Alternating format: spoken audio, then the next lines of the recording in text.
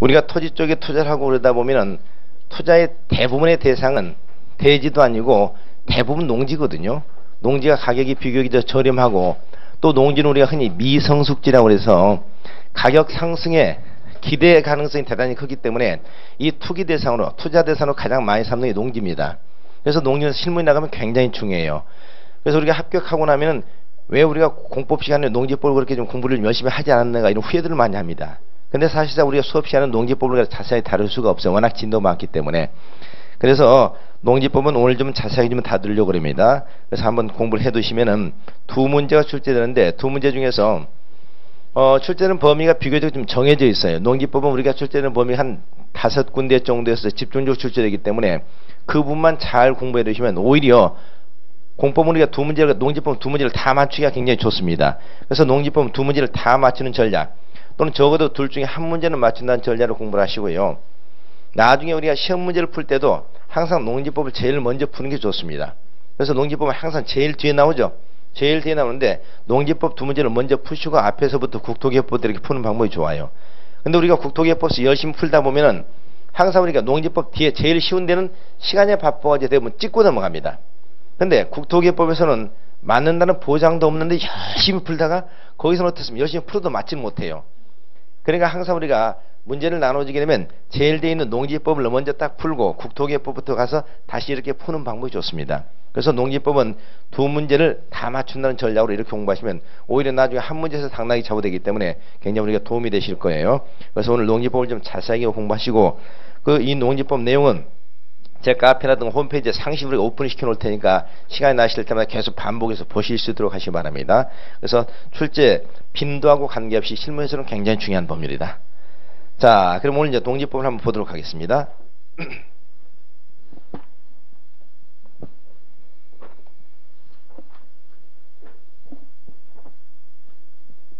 농지법 교재 585쪽을 보시면 우선 제일 먼저 농지법의 목적이 나옵니다. 농지법은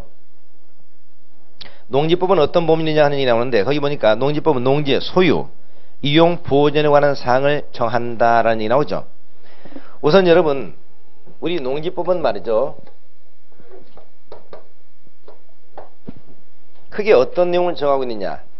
첫째 농지의 소유에 관한 내용을 정하고 있습니다. 두 번째 농지 이용에 관한 사항. 세 번째 농지 보존에 관한 사항을 정하고 있습니다. 그럼 우리 농지법은 농지의 소유 파트, 이용 파트, 보존 파트 세 가지를 정하고 있다 기억하세요. 그러면 농지법은 반대 해석을 해보면 농지법에는 뭐는 나오지 않죠? 뭐가 안 보여요? 소유, 이용, 보존까지만 나오고 뭐가 나오지 않는다? 개발이 나오지 않습니다. 개발. 그러니까 우리가 농지법 문제 중에서 농지법은 농지의 소유, 이용, 보존 또는 무슨 균형적 개발과 관련하여 이런 식으로 나옵니다. 균형적 개발과 관련하여 균형적 개발을 도모하기 위하여 가끔 이렇게 나오는 경우가 있거든요. 그러면 우리는 왠지 여기에 끌려요. 맞는 것처럼 어디에? 그 균형적이란 얘기예요. 그렇죠? 그러니까 농지의 소유, 이용, 보존 및 어떤 균형적 개발을 도모하기 위하여 이렇게 나오면 균형적이라는 얘기 때문에 개발이 꼭 맞는 것처럼 느껴진다고요. 그런데 우리 농지법은 개발과는 하등의 관련 없는 문제입니다. 농지법은 농지를 개발하게 하는 법률이 아니고 소유, 이용, 보존과만 관련된 법률이기 때문에 개발과는 전혀 관련 없다는 걸 기억하시고요. 개발에 나오면 농지법은 무조건 틀린다 이렇게 얘기하시면 되겠습니다. 그래서 크게 소유 파트, 이용 파트, 보존 파트 세 가지로 나눠집니다. 항상 우리가 공법을 공부할 때는 뭘 중요시하라고 그랬어요? 제가 체계를 중요시하라고 그랬죠? 체계 보세요. 이것도 제일 먼저 소유가 먼저 나오고 그 다음에 이용이 나오죠. 그리고 보존이 나옵니다. 그러면 이제 개발이 나오는데 농지법은 개발과는 관련이 없다는 거예요. 그러면 자 소유 파트에서도 뭐가 나오냐? 여기 보세요. 농지 소유 파트 다음에 이런 내용들이 나올 겁니다. 제일 먼저 뭐가 나오겠어요? 순서대로 농지는 누가 소유해야 될까요? 소유의 주체가 나옵니다. 농지 소유 주체. 누가 농지를 소유해야 되느냐? 두 번째 농지는 그러면 소유할 수 있다면 얼마까지 소유할 수 있느냐? 농지 소유의 상한이 나옵니다. 농지 소유 상한. 농지는 무제한 소유할 수 있느냐? 아니면 소유의 범위가 정해져 있느냐 이 말이죠. 그 다음 세 번째 뭐가 나올까요? 자꾸 추측해 보세요. 그 다음 뭐가 나올까요? 농지를 소유하려면 뭐가 필요하느냐. 이게 농지 소유의 조건입니다. 농지 소유의 조건. 그래서 소유파에서 크게 소유의 주체, 소유의 상한, 소유의 조건 이런 것들이 나오게 돼요. 자, 그럼 이걸 좀 더 우리가 구체적으로 본다면 자 보시죠. 농지 소유의 주체. 보세요. 농지는 누가 소유해야 되죠? 농업을 경영할 자가 소유해야 됩니다. 누구라고요? 농업을 경영할 자. 그러면 농업을 경영하지 않으면서도 투기 목적으로 농지를 소유하는 것은 금지하고 있다는 거죠. 그래서 우리는 농지는 농업을 경영할 자가 소유해야 된다. 이걸 우리는 무슨 원칙이라고 해요? 경자 유전의 원칙이라고 합니다. 경자 유전 원칙. 경자 밭갈 경자죠. 밭을 가는 자가 땅을 가져야 된다. 즉 농업을 경영할 자가 농지를 소유해야 된다는 얘기죠. 이게 경자 유전의 원칙이라고 얘기합니다. 그래서 농지 소유의 주체는 일단 경자 유전의 원칙, 농업을 경영할 자가 농지를 소유해야 된다는 겁니다. 그 다음에 두 번째, 농지는 얼마까지 소유할 수 있냐? 농지 소유의 상한입니다. 우선 결론적으로 우리나라는 농업인이 농지를 소유하겠다고 한다면 농지를 얼마까지만 소유하라는 그건 상한 규정을 두고 있을까요? 안 두고 있을까요? 안 두고 있습니다. 농업인이 농지를 소유하겠다고 그러면 얼마를 소유하든 간에 그 소유 상한을 두고 있지 않다는 겁니다. 한때는 이런 규정이 있었습니다. 92년도 이전까지만 해도 농지 소유를 갖다 제한하는 규정이 있었어요. 한 산에 너무 많이 갖지 못하도록. 근데 우리나라가 소위 우리가 우루과이 라운드 이후에 농업시장이 개방이 되죠. 개방이 되면서 외국의 농산물이 들어오기 시작합니다. 그럼 외국의 농산물과 우리 농산물이 경쟁체제에 들어가게 돼요. 이 경쟁체에서 우리나라가 살아남기 위해서는 결국 어때요? 우리가 이 농업 경영하는 우리가 어떤 비용을 갖다 절감시켜야 되잖아요. 비용을 절감시키기 위해서는 한 사람이 농지를 많이 소유하면서 기계화 영농을 해야 된다는 얘기죠. 이런 의미에서 농업인이 농지 소유 상한 규정 뒀던 것을 없애버렸습니다. 그래서 일단 농업인은 농지 소유 상한은 상한 규정이 일반적 규정이 있다 없다? 없습니다. 농업인은 농지를 얼마까지 소유할 수 있냐? 농지 소유 상한한 규정이 없다. 다만 여기에 특별 규정 몇 가지만 두고 있다는 점 요것만 유의하시면 됩니다. 그러면 농지를 소유하기 위해서는 뭐가 필요하냐? 내가 농업을 경영할 자이다. 내가 농사를 지을 사람이다. 이걸 증명을 해야 됩니다. 이걸 뭐라고 그러냐? 실 수요자 무슨 제도? 증명제도라고 그래요. 실수요자 증명제도.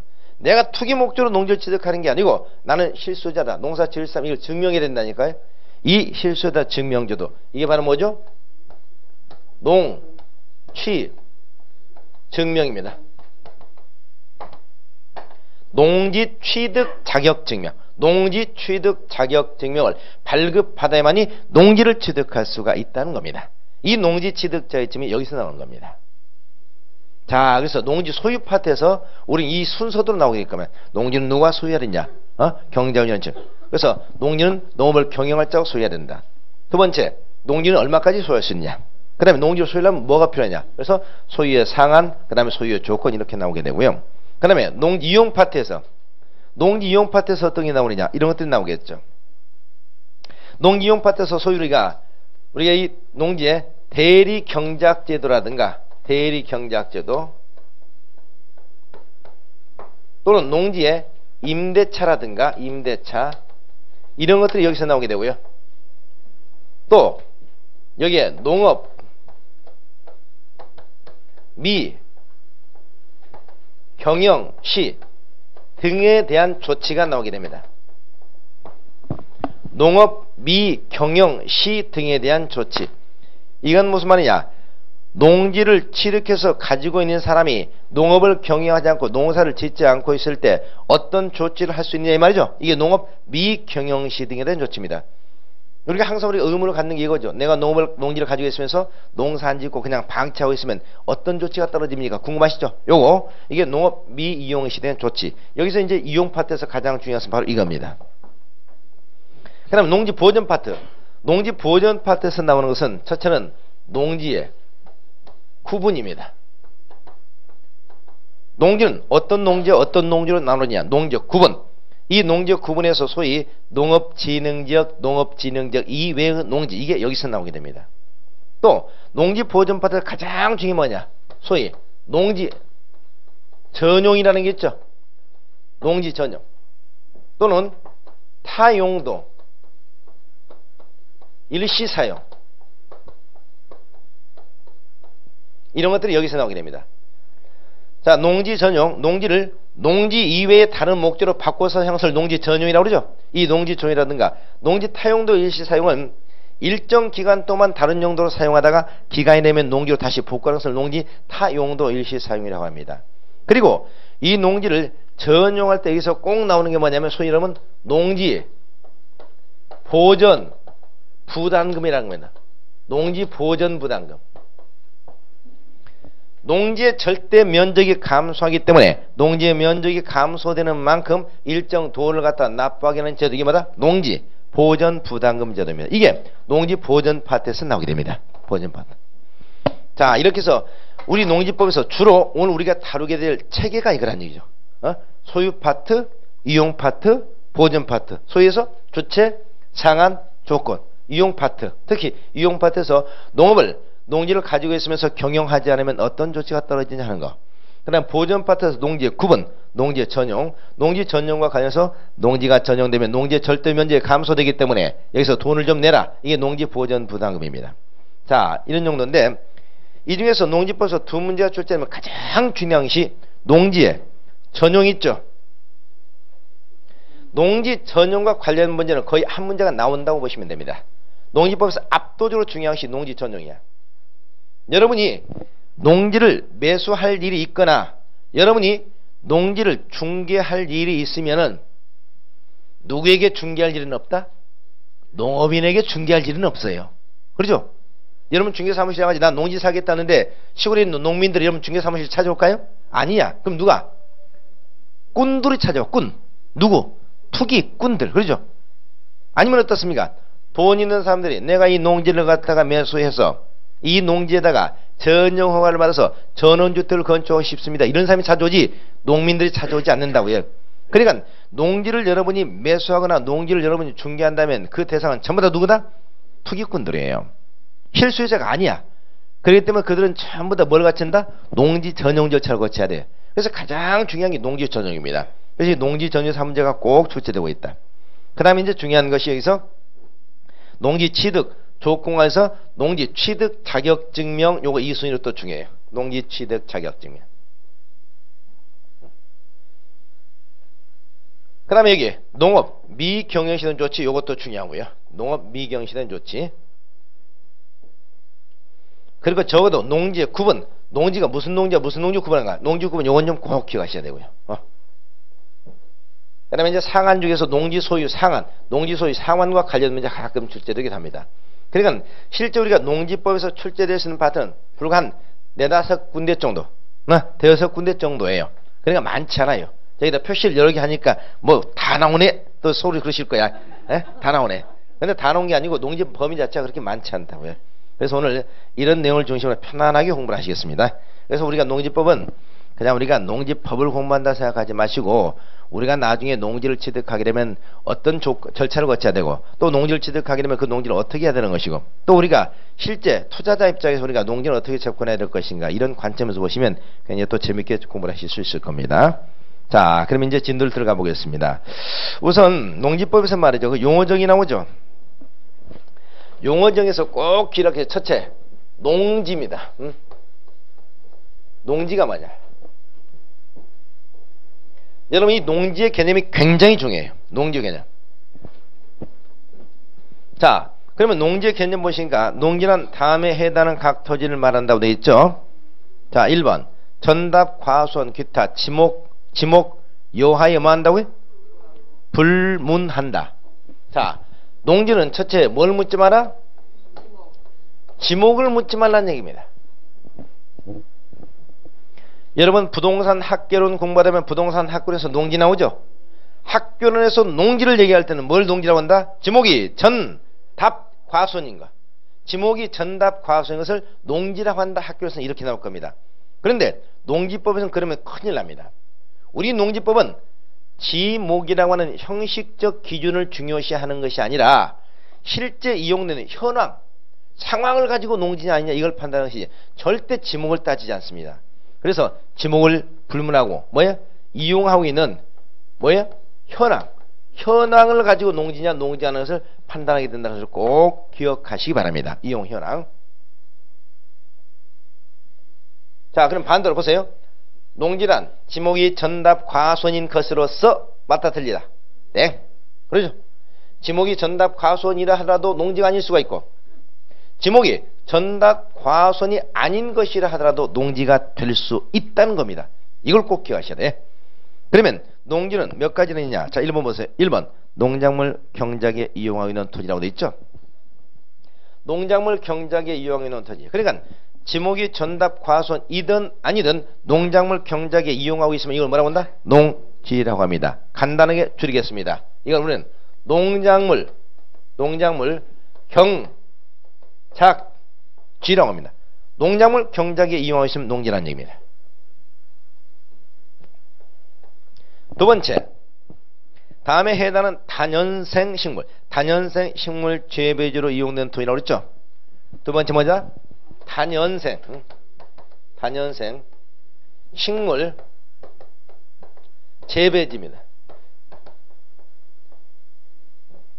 여기서는 다년생이라고 하는 것은 생육기간이 몇 년? 생육기간이 2년 이상인 것을 말합니다. 거기 보세요. 목초 있죠? 목초를 재배하고 있으면 어떻습니까? 이것도 우리가 농지를 본다는 얘기죠. 그 다음에 종묘, 인삼, 약초, 잔디, 그 다음에 조림용, 묘목 있죠? 묘목. 그 다음에 또 넘겨보세요. 과수, 뽕나무, 유실수, 기타 생육기간이 얼마? 2년 이상의 식용이나 약용으로 이용되는 식물입니다. 식물. 그러니까 한마디로 목초라든가 잔디라든가 유실수라든가 인삼이라든가 생육기간이 2년 이상의 이런 식물을 재배하고 있으면 여기도 뭐라고 한다? 농지라고 한다. 이거 뭐라고 한다? 다년생 식물재배지라고 해요. 다년생 식물재배지. 그 다음 디귿번 조경 있죠? 관상용 수목. 여기서 우리가 중요한 것은 조경이라든가 관상용 수목인데 조경의 관상용 수목.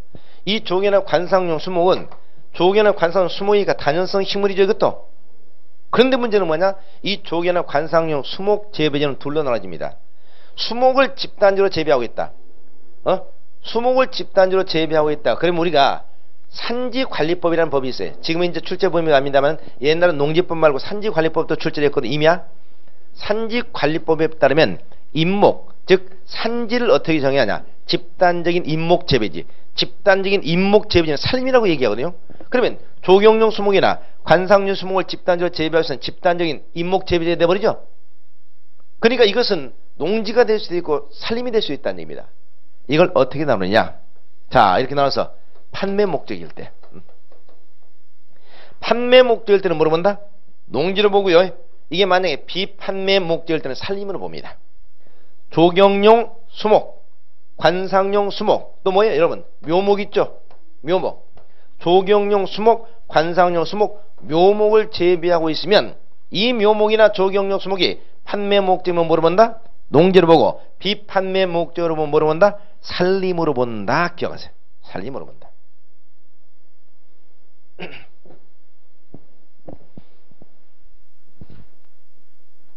그러니까 우리가 잔디를 재배하고 있어도 뭐로 본다고요? 농지로 봅니다. 잔디를 재배하고 있어도 농지로 봐요. 그 다음에 조경용 수목이나 관상용 수목을 재배하고 있다. 이건 판매 목적은 뭐로 본다? 농지로 보고 비판매 목적은 뭐로 본다? 살림으로 본다. 기억하세요. 살림으로 본다.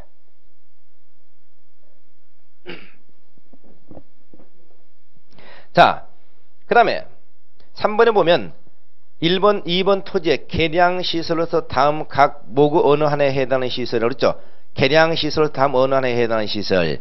이걸 뭐라 하냐. 뒤에다 간단하게 적어보세요. 이걸 세 번째 농지 개량 시설의 부지라고 합니다. 뭐라고요? 농지 개량시설의 부지. 농지 개량시설의 부지. 그러면 농지 개량시설 뭐가 있냐? 기억본 뭐가 있죠? 유지가 있죠? 유지. 그 다음 뭐가 있다? 양수시설 있죠? 배수시설 있죠? 수로 있죠? 수로. 농로 있죠? 여러분 농로는 도로가 아니야. 농로는 도로가 아니고 농로도 뭐로 본다? 농지로 본다고요. 양수시설, 배수시설 또는 뭐야? 제방 있죠? 제방 또는 국어. 제방이라든가 국어부지도 전부 다 뭐로 본다? 농지로 본다. 기억하시기 바랍니다. 그래서 자 보세요. 양수시설, 배수시설, 수로, 농로, 제방, 국어 이 부지도 전부 다 뭐로 본다고요? 농지로 본다. 이걸 농지 개량시설 부지라고 얘기합니다.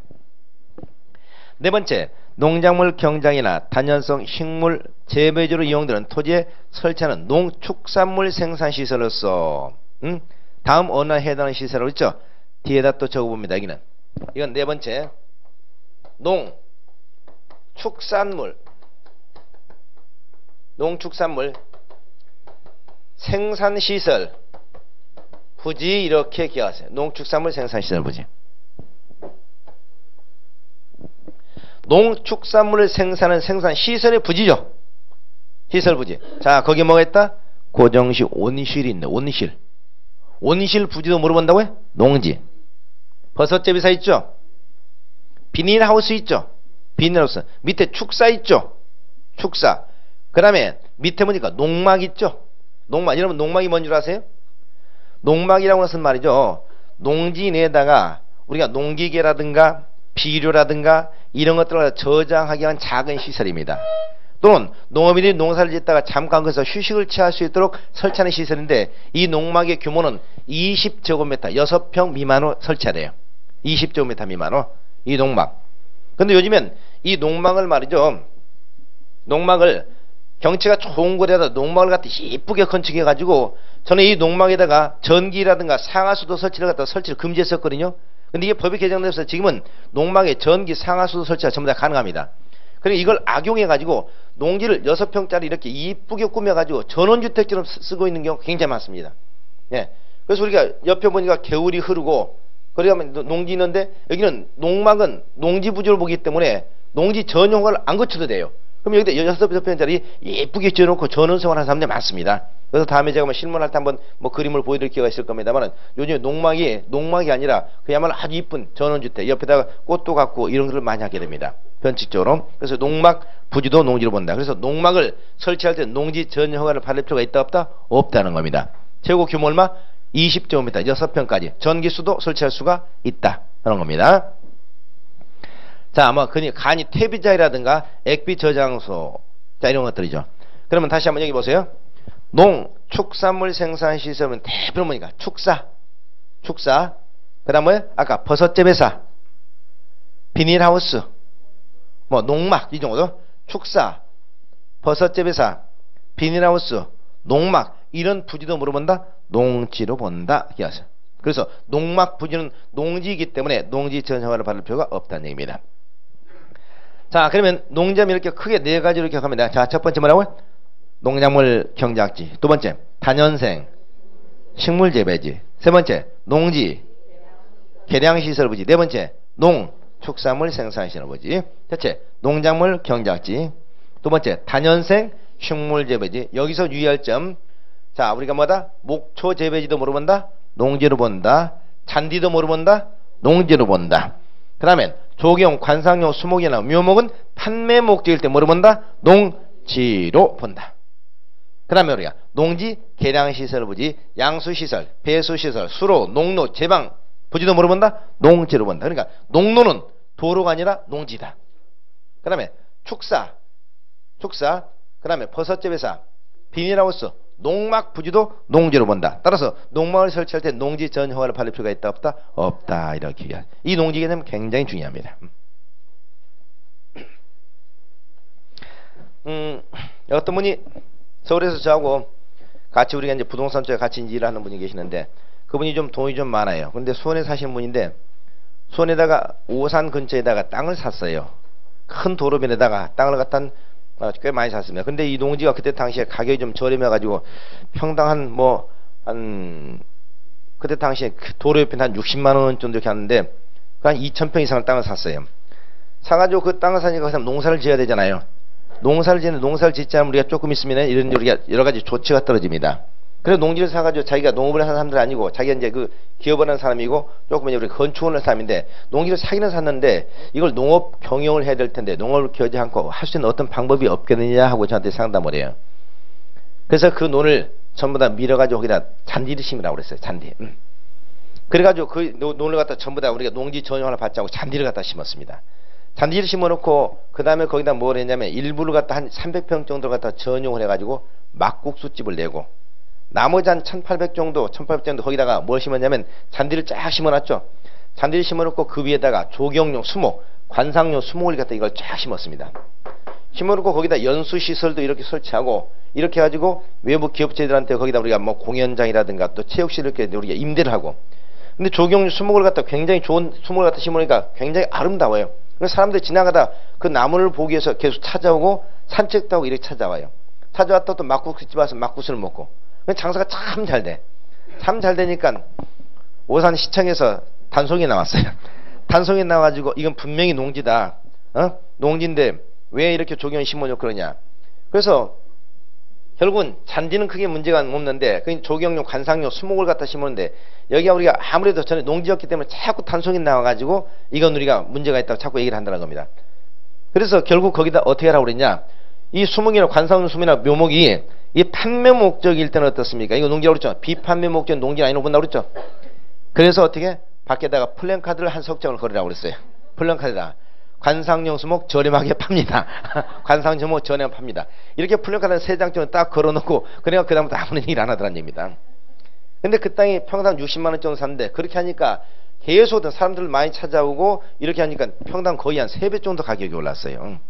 그래서 우리가 이 농지를 가서 사가지고 대표로 우리가 대박을 터뜨린 사례인데 그러니까 농지에다가 잔디라든가 조경류 수목을 심어놓으면 사실 우리가 농지 이런 그 내용을 갖다 빠져나갈 수 있는 대표적인 케이스라는 얘기입니다. 자, 그래서 농지의 개념 4가지, 농작물 경작지, 단연성 식물 재배지, 농지 개량 시설 부지, 농축산물 생산시설 부지 4가지는 꼭 기억하세요. 자, 그런데 2번.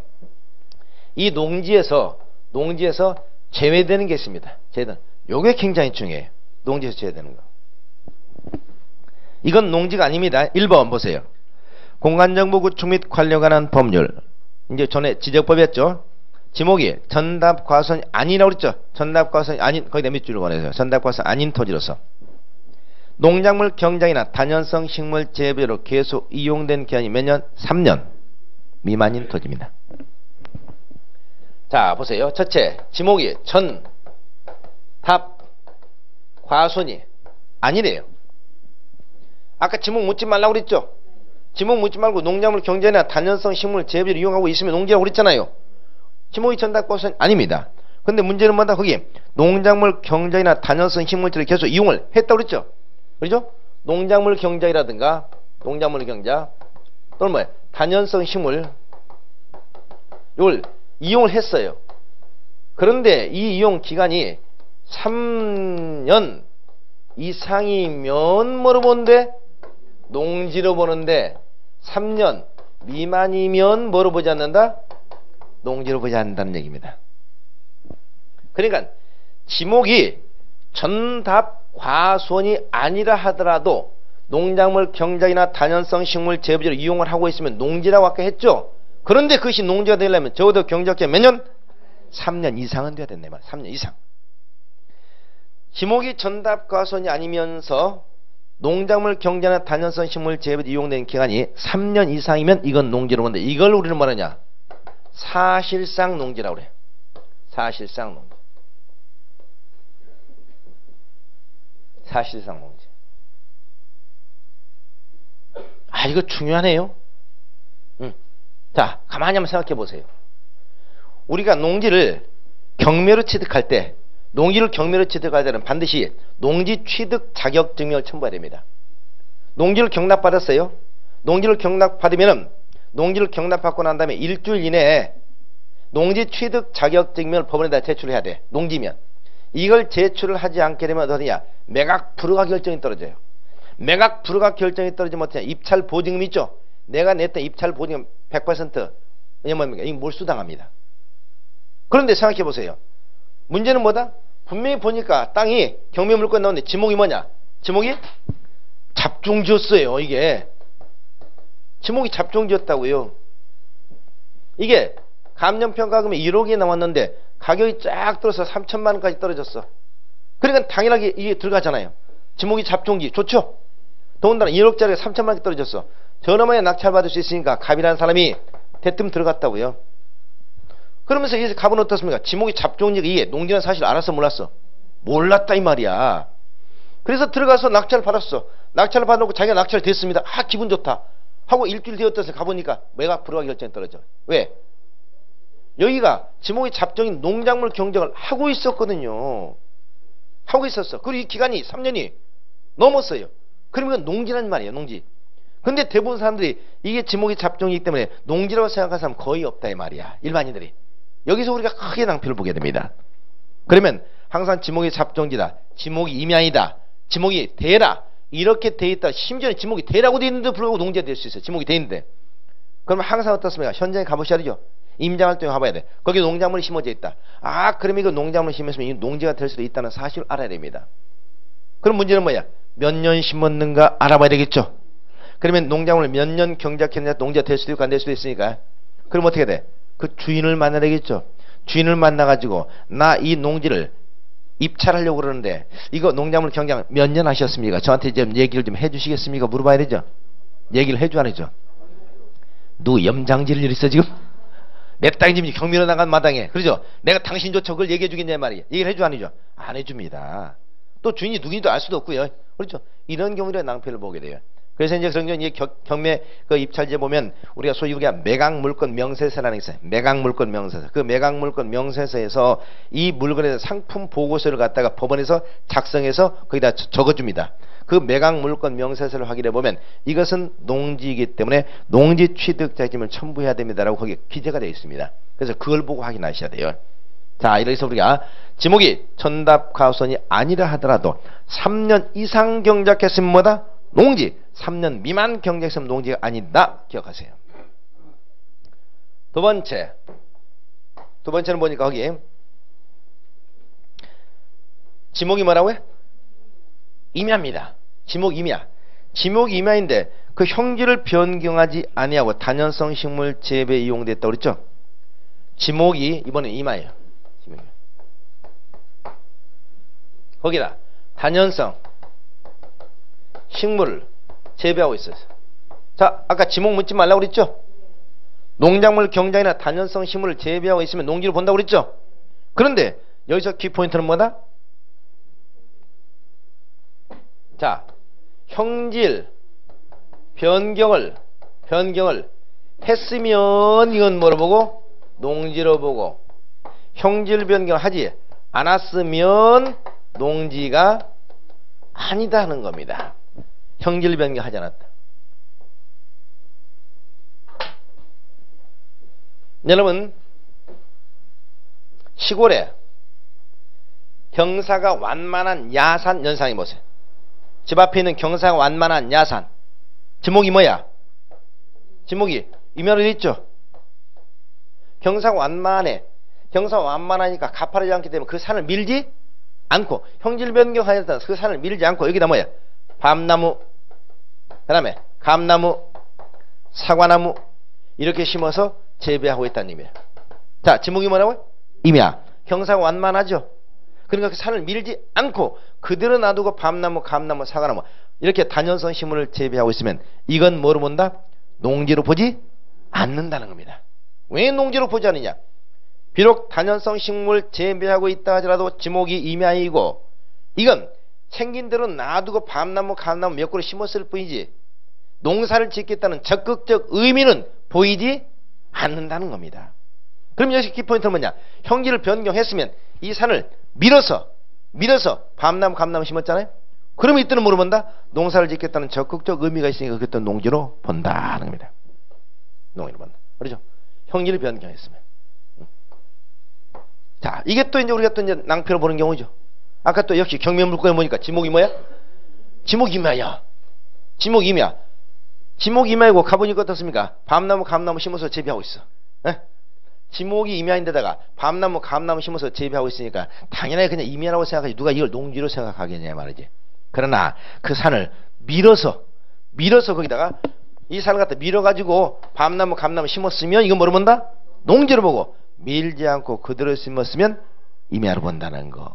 이게 중요한 입니다. 그래서 지목이 임야라 할지라도 실제 농지로 취급받는 경우가 있다. 아까 경매에서 또 중요한 거 요거 좀 참고하시기 바랍니다. 세 번째 뭐니까 토지법에서 조선된 토지 나오죠? 이걸 말하면 여러분 초지라고 그래요. 뭐라고요? 초지. 우리가 아까 목초라든 이쪽 목초 재배지 같은 거 우리가 농지로 본다고 그랬죠. 근데 특히 우리가 소위 우리가 이 목장용지라는 게 있어요. 목장용지가 보통 초지인데 이 목장용지는 특히 초지법을 적용받습니다. 초지법을 따로 적용받기 때문에 목장용지는 농지로 보지 않는다는 겁니다. 초지. 여러분 최근에 제주도에서 가장 인기 있는 땅이 어떤 땅인 줄 아세요? 제주도는 지금 현재 우리가 경매를 들어가게 되면 제주도는 평균 낙찰가율이 평균 지난 2015년도 11월 기준으로 180%입니다. 무슨 율이? 낙찰가율이. 그럼 낙찰가율이라는 얘기 뭐야? 최초 감정가 대비 낙찰되는 비율이죠. 그럼 뭐냐? 제주도는 평균 1억짜리가 감정으로 나오면 낙찰 얼마나 된다? 평균 1억 8천이 되는데 평균 1억 8천. 제주도는 아주 심각한 상황이에요. 제주도에서 쓰러져간 농가주택 있죠? 쓰러져간 농가주택도 최소 2억입니다. 네. 그리고 농지는 워낙 외진들이 많이 몰려들기 때문에 농지 취득하기가 굉장히 어려워요. 왜? 제주도는 이 농지 취득 자격 증명을 굉장히 강화시켜서 외지는 농지 취득 자격 증명 발급을 거의 안 해줍니다. 철저하게 조사를 해요. 그러니까 제가 제주도에서 농지를 갖다 입찰에 참가해가지고 거기다 전원주택 건축하고 싶다 하더라도 저는 돼 안 돼? 안 됩니다. 어떤 사람은 주말 농장 하면 되지. 안 됩니다. 제가 서울에서 어떻습니까? 부산에서 비행기 타고 왔다 갔다 해서 주말 농장한다. 이게 설득력 있어요? 없다고요. 그래서 실제 외지인들이 제주도에서 농지 취득하기가 거의 어려워졌습니다. 그런데 좋은 게 있어요. 그게 바로 뭐다? 초지입니다. 무슨 용지? 목장용지. 제주는 목장이 많죠? 그러면 어떤 기업체들이 가지는 목장용지라든가 개인들이 가지는 목장용지가 있어요. 그럼 목장용지는 결국에 범위가 굉장히 넓겠죠? 넓어. 근데 이 목장용지가 공유지분으로 나오는 것들이 있거든. 공유지분으로. 부분으로. 그럼 이 목장용지는 어떻습니까? 농지가? 아니죠. 농지가 아니기 때문에 어떤 농지 취득자금 발급받지 않아도 돼요. 그래서 이 목장용지는 나오면 굉장히 우리가 어떻습니까? 이 낙찰 우리가 비율도 굉장히 높고 굉장히 우리가 취득하기 좋습니다. 그래서 최근에 인기 좋은 땅이 초지, 목장용지입니다. 자, 요걸 이해하시고. 그러면 우리가 자, 첫째 뭐라고? 지목이 전납고손이 아니라 하더라도 농작물 경작 단연성 식물 재배하는 게 3년 이상이면 뭐라고 한다? 농지. 뭐라고 한다? 사실상 농지. 단 지목이 전답과손이 아닌 것이 여기서 경작을 하긴 했는데 3년 미만이면 농지가 아니다. 두 번째, 지목이 임야인 것이 형질 변경하지 않고 단연성 식물 재배했으면 농지가 아니고 형질 변경했으면 농지다. 초지는 농지가 아니다. 세 가지 됐죠? 이거 굉장히 중요하다고 그랬습니다. 이건 우리 농지법에서도 나오고요. 여러분 중개사법에서 자주 출제가 돼요. 중개사법에서도. 자, 그 다음 이거 하나만 더 하겠습니다. 여기 보세요. 그럼 이걸 반대서 한번 해볼까요? 지목이 전답 과수원이 아니면 3년 이상 경작했을 때는 농지, 3년 미만 경작했을 때는 농지가 아니잖아요. 그러면 지목이 전답 과수원이라면 어떨까요? 지목이 전답 과수원이야. 그럼 경작을 했어. 3년 이상 3년 미만. 자, 여기 지목이 전답 과수원이 지목이 전답 과수원 아니죠. 지목이 전답 과수원인 것이 경작을 했다고요. 3년 이상 경작했던 3년 미만 경작했던 이건 뭐로 본다? 농지로 봅니다. 지목이 전답 과수원이라면 3년 이상이든 3년 미만이든 따지지 않는다고요. 그럼 마지막 하나만 더. 자, 그러면 지목이 전답 과손인데 경작을 안 했어. 지목이 전답 과손 경작을 안 했다고 해. 이때는 어떨까요? 우리는 이론상 농지가 아니야 되죠. 농작물 경작 단자시험을 제대로 안 했으니까 농지가 아니야 되죠. 그래서 지목이 전답 과손이라도 경작을 안 했으면 농지가 아니다라고 봐야 되는데, 이때 우리 대법원 판례는 그렇게 보지 않습니다. 판례는 어떻게 보느냐, 이게 일시적인 미경작이면 여전히 뭐로 본다? 농지로 봐요. 지목이 전답 과손인데 잠시 농사를 좀 안 지었다고 해서 농지가 아니라고 보는 것은 바람직하지 않다. 농지로 본다고요. 근데 이게 장기적인 미경작이다. 장기적인 미경작이면 이건 농지로 보지 않습니다. 다시, 지목이 전답 과손이라고요. 근데 농작물 경작 단연성 식물재 이용을 안 했어요. 안 했는데 이게 일시적으로 이용을 안 했으면 뭐를 보고? 농지를 보고, 장기적으로 경작을 했으면 뭐를 본다? 농지로 보지 않는다는 얘기입니다. 자, 어떤 경우냐? 보세요. 지목이 전이야. 전. 근데 이게 보니까 어때요? 여기에 갑이라는 사람이 이렇게 건축물을 가지고 있어. 이 땅이 경매물권에 나왔습니다. 경매물권에 나왔는데 지목이 뭐라고요? 전이에요. 자, 그러면 지목이 전인데 여기가 건물이 건축돼 있죠. 그러면 이게 전으로 봐야 되느냐 대로 봐야 되냐 말이잖아요. 전으로 봐야 되냐 대로 봐야 되냐. 어떻게 봐야 돼? 이게 주택이 건축돼 있잖아요. 주택이 건축돼서 이거 장기적인 미경제로 봐야 되겠죠. 누가 보더라도 이건 농지로 볼 수가 없잖아요. 그럼 이건 어떻습니까? 지목이 대지, 농지로 보지 않는다는 얘기입니다. 지목이 대다. 이제 이때 사실상 우리가 경매에서 농지 취득자에서 굉장히 우리가 논란이 많습니다. 보세요. 지목이 전인데 이게 이제 아까 감정가 이제 1억에서 이제 쭉 떨어져서 3천만 원까지 떨어졌어요. 그러면 제가 이걸 갖다 경매로 들어갈 때는 이게 전이냐 아니면 이제 대로 파느냐 둘 중에 하나죠. 근데 일단은 이 건물이 말이죠. 사실상 적법하게 건축되느냐 불법하게 건축되느냐 또 결론이 달라집니다. 예를 들면 이 농지 소유자가 처음에 이게 전이었는데 말이죠. 이걸 적법한 절차를 거쳐서 주택을 건축을 했어요. 적법한 절차를 거쳐서 주택을 건축했다는 게 뭐냐? 전을 뭘 받았어? 농지 전용 허가를 받았어. 농지 전용을 받고 그 다음에 여기다가 건축 허가를 받았어요. 그럼 건축이 됐죠. 건축하면 여기서 사용 승인이 떨어집니다. 건축법상 사용 승인이 떨어지면 네 번째 뭘 해야 되냐, 이 사용 승인서를 첨부해 가지고 지적과에다가 지목을 전해서 뭘로 대로 바꿔주세요 하고 지목 변경을 신청해야 돼요. 그러면 지목을 전해서 대로 바꿔줍니다. 지목이 한꺼번에 그냥 조용히 바뀌는 게 아니야. 이렇게 해줘야 되는데 여기까지 농지전 허가 받고 건축허가 받고 사용승인까지 다 떨어졌는데 마지막 4번 여기서 지목 변경 신청 안 해버린 거야. 왜 안 했을까요? 전보다는 대가 세금이 많이 나오거든. 세금이 많이 나오기 때문에 이거 지목 변경을 하지 않은 거라고요. 그러면 현재 사실상 이거 뭐야? 전이야 뭐야? 대잖아요. 대죠? 대. 이런 경우는 어떻습니까? 대로 보기 때문에 농지취득자지면 첨부하지 않아도 됩니다. 제가 낙찰을 받으면서 농지취득자면 첨부하지 않아도 돼요. 근데 문제는 뭐냐? 두 번째, 전을 농지 전용 허가를 받지 않고 불법적으로 건축물을 건축해버렸던 경우, 이게 불법 건축물이야. 불법 건축물은 복잡합니다. 불법 건축물이면 이건 지목이 뭐야? 전이잖아요. 대가 아니잖아요. 전이야. 그러면 제가 이 땅을 갖다 낙찰을 받으면 저는 농지 취득 자격 증명을 첨부를 해야 돼. 그러면 제가 이걸 낙찰을 받아놓고 농지 취득 자격 증명 일주일에 첨부하지 않게 되면 이거 매각 불허 결정 떨어지고 입찰 보고님 날린다고 그랬습니다. 근데 제가 이거 받으면 될 거 아니냐, 내가. 이거 농지 취득 받으면 될 거 아니냐 하고 낙찰을 받았는데, 이때 농지 취득 자격증을 신청하게 되면 반드시 이 불법이 원상복귀가 안 되면은 농지취득자금 발급이 안 나옵니다. 원상회복을 시켜야 돼요. 그럼 원상회복을 시키려면 어떻게 해야 되죠? 철거해야 되죠. 누가 철거해야 돼? 제가 그냥 경납받은 사람이? 이게 내 거야? 남의 걸 내가 철거해버려? 아니잖아요. 이건 제 게 아니잖아. 제 게 아니면 제가 철거할 수 있어 없어? 철거를 못해요. 에? 내가 이걸 철거하면 불법이잖아 지금 현재. 그 다음에 그럼 누가 철거해야 돼? 원래 이 건물 주인 철거해야죠. 그럼 건물 주인 이거 철거해라 제가 부탁을 해야 하잖아요. 근데 그 사람은 철거를 잘 해주잖아요. 철거해 줄 테니까 얼마 주시오 그러겠죠.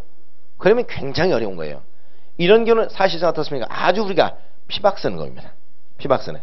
내가 철거할 수도 없고 철거해달면 상대방이 철거도 안 해주고 나는 농지취득자금 발급받지 못하기 때문에 입찰 보증 10% 날리게 되고 이런 경우가 됩니다. 이런 경우에 사실 가장 어려운 게 바로 이런 경우예요. 그래서 우리 실무에서는 이게 신고 같지만 농지냐 농장이 굉장히 중요한 얘기예요. 그렇죠?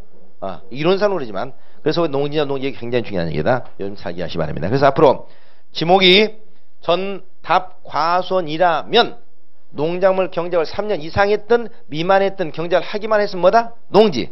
그러나 경작을 안 했으면 일시적 미경작이면 뭐를 보고? 농지를 보고 장기적 미경작이면 뭐를 본다? 농지가 아닌 것으로 본다. 이렇게 기억하시 바랍니다. 자, 그래서 농지. 자, 보세요. 첫째, 농지는 뭘 묻지 마라? 지목을 묻지 마라. 두 번째, 농지는 몇 가지로 기억하자? 네 가지. 농작물 경작지, 단연성 식물 재배지, 농지 개량 시설 부지, 농축산물 생산 시설 부지. 세 번째, 농지에서 제외되는 것 세 가지. 지목이 전답 과손이 아닌 것이 농작물 경작 단연성 식물 재배지에 이용돼 3년 미만인 것 하나. 두 번째, 지목이 임야인 것이 형질을 변경하지 않고 농작물 경작이나 단연성 식물 재배에서 농지가 아니다. 세 번째, 토지 농지가 아니다. 세 가지. 이거 좀 꼭 기억하시기 바랍니다. 굉장히 중요해요. 그 다음에 2번에 보니까 농업인이라는 얘기죠. 농업인.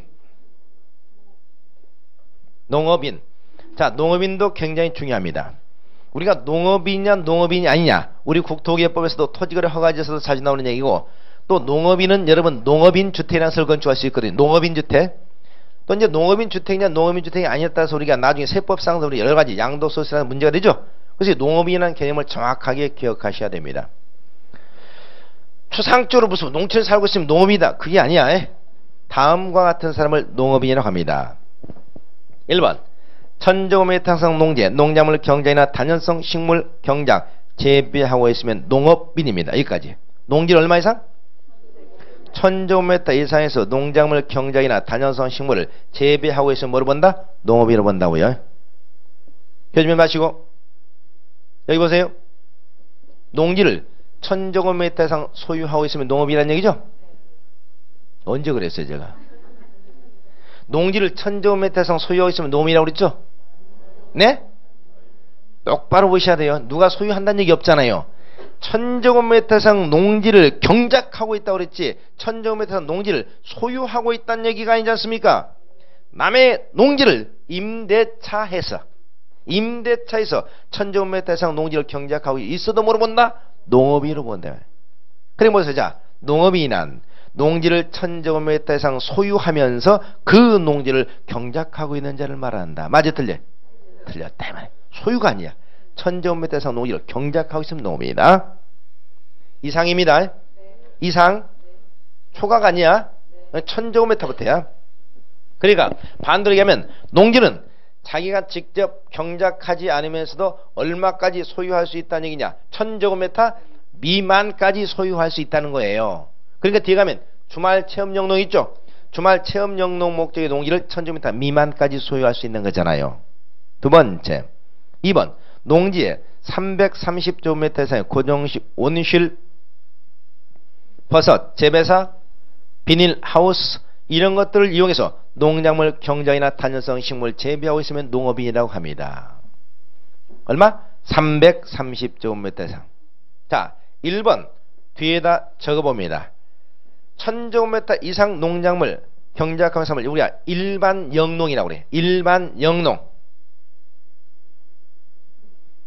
2번은 330제곱미터에서 온실이나 버섯 재배사, 비닐하우스를 이용해서 하고 있는 거죠. 소위 특수작물 하고 있는 거잖아요. 이걸 시설영농이라고 합니다. 1000제곱미터 이상의 일반 영농, 330제곱미터 이상의 시설형 농자. 됐죠? 그 다음 세 번째, 1번에 제일 마지막 보세요. 1번에 제일 뒤에 뭐라고 돼 있죠? 1년 중 며칠? 90일 이상을 농업에 종사하고 있으면 농업인이라고 합니다. 1년 중 90일 이상. 그러니까 여러분 주말에 시골에 가셔가지고 부모님들 농사일을 좀 도와드리고 왔다. 농업인이다 아니다? 농업인이 아니다. 적어도 얼마 이상? 90일 이상, 3개월 이상을 하셔야 됩니다. 그 다음 2번. 자, 3번 보세요. 3번에 보면 대가축, 중가축, 소가축 이런 것들 나오죠? 그럼 무시하세요. 무시하시고 제일 뒤만 봅니다. 얼마? 1년 중 120일 이상을 축산업에 종사하고 있으면 농업인이라고 합니다. 120일. 네 번째, 농업 경영을 통한 연간 판매액이 얼마? 120만원 이상이면 농업이라고 합니다. 농업 경영을 통한 연간 판매액이 얼마? 120만원 이상에서 이 사람을 농업인이라고 합니다. 자, 교집이 마시고.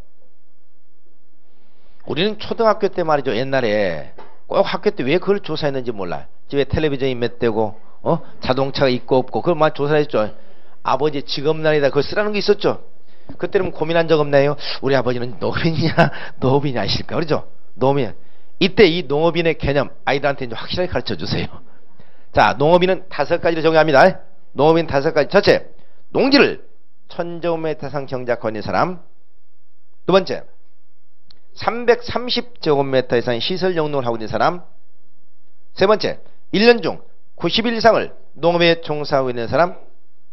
네 번째, 1년 중 120일 이상을 축산업에 종사하고 있는 사람. 마지막, 1년 중 농업 경영을 통한 연간 판매액이 얼마? 120만원 이상인 자, 이들을 농업인이라고 한다. 기억하세요. 농업인. 농업인. 됐죠? 농업인 개념 잘 기억합니다. 농업인 개념 적어도 5가지.